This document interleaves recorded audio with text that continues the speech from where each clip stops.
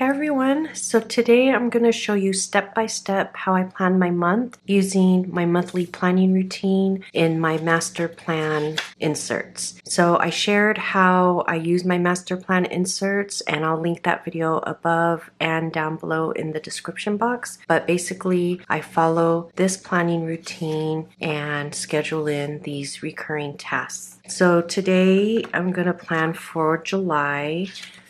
We're a little bit early, but I like to plan my month at least like 2 weeks ahead of time. So I'm gonna just pull out my July and then keep my planner open to my monthly planning routine so I can follow that. I also have my extra stickers here, my most used stickers here, which I keep right in my planner. I have my monthly sticky notes, which I'll show you in a minute how I use that. And I have all my planning supplies here. So the first thing I start out with is checking my calendars. So my Google Calendar, my husband's work calendar, and the girls' school calendars, but I don't have to do that today because we are on summer break. So I start out with checking my Google Calendar. So the way I use my monthly spread is just for projects. So I don't put things like appointments and meetings and things like that.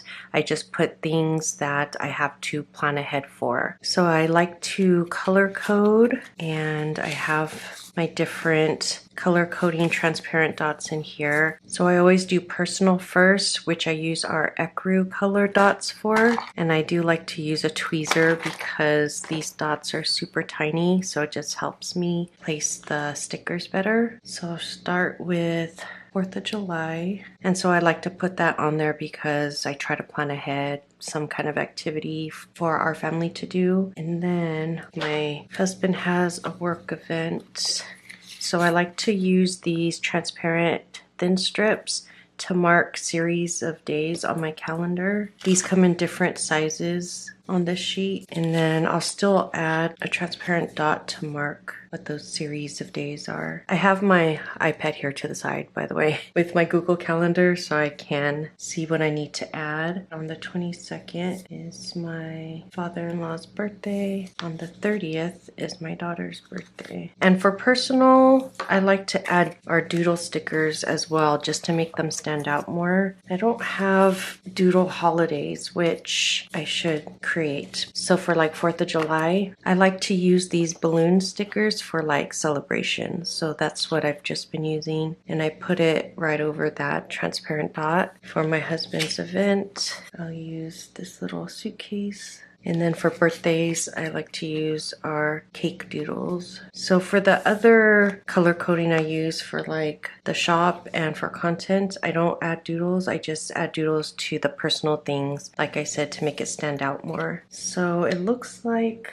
that's all I have for personal. So these are the personal things, and then I go through my monthly recurring tasks, which are these here, and I just add these things to my calendar. So for the shop, I use my black transparent dots. So on the first is open subs. At the top, I like to put personal. In the middle, I put shop, and at the bottom, I put content. And then on the 5th, we have First Friday releases. On the 14th, close subs. And then this week, ship subs. And then the last Friday of the month, I always try to do grab bags. And then next I'll add content, which I use my taupe dots for. So I still need to plan out my videos for July. I'm trying to figure out what kind of videos I want to do, but I have these dots for every Sunday to remind me to post a video. And then also I need to do the sub reveal, which is an extra video, which I don't know when I'm going to do it actually. It depends what day the subs ship. So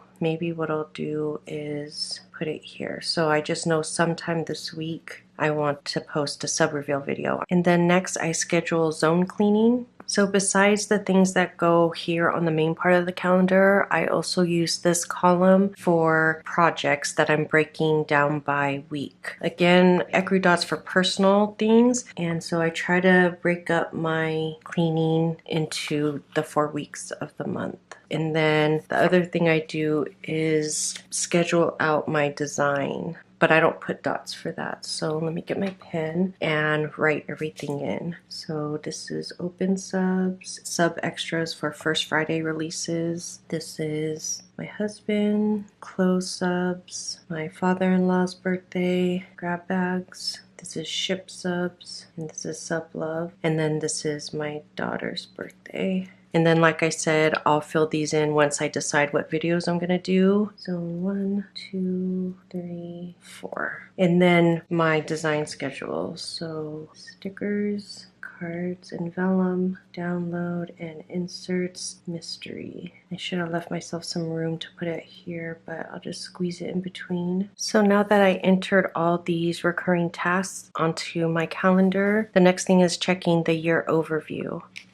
So this is my year overview, my yearly recurring tasks. And I go to July and see what things I need to add to my calendar, which I did add 4th of July. The beach house, I still have to see if that's gonna happen. It might be part of my daughter's birthday. So I have all those things already on my calendar. And then check future months calendar. So that's here in my monthly section in the back. So I only keep about 1 or 2 months worth of monthly spreads in here. So here's June, I'm working on July, and then any future months, I jot down any pre-planning for that here on this insert. So when I say check future months calendar, that's this, and the only thing is our rent change, and then set goals for the month. I'm filming this right at the beginning of June, so I don't know what my projects will be for July yet because it depends how June plays out, but I'll just save a space. So I use these transparent strips in taupe for like highlighting headers and stuff. And then like I said, I'll fill it in later, but I always put 1, 2, 3. 1 is for wellness, 2 is for family, and 3 is for business. And then lately what I've been liking to add is just a little quote here. So what I like to do is do some kind of quote which is like the vibe of the month. So for instance, here in June, I put this. This is kind of like an inside joke. It has to do with the show Shogun, and there's a part where they talk about Crimson Sky, basically like fight to the death. And I put this little munchkin on here from Once More with Love because it looks like they're like yelling.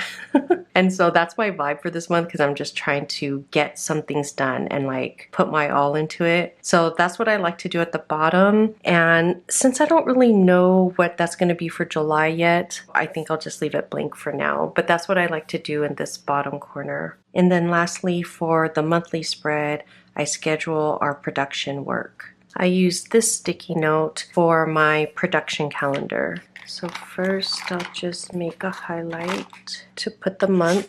I like to use the stencil because I can't stand when my highlights are like wonky. July production, and then I'll fill out this calendar with the dates. And then I actually use a pencil. So I have this pen, Jetstream, and it has a black ink, red ink, and a pencil. So I just pencil in the production schedule because things are always moving around, so I can easily erase it and rearrange stuff. So once that's filled out, then I put it here on the back of my monthly spread. And then in the front here, this is like pre-planning, so throughout this month, anything that pop up for July, I'll just put it here. These last items here are more like tasks, which I'll schedule for my month, but I don't put on my monthly spread. So let me pop this in behind June. So like I said, this is my project planning calendar, so I can see at a glance the different things I have going on for the month that I had to plan ahead for. And once I get closer to July, I can fill in some of this missing information. So yeah, that's it. Thank you so much for planning with me today, and I'll talk to you next time. Bye.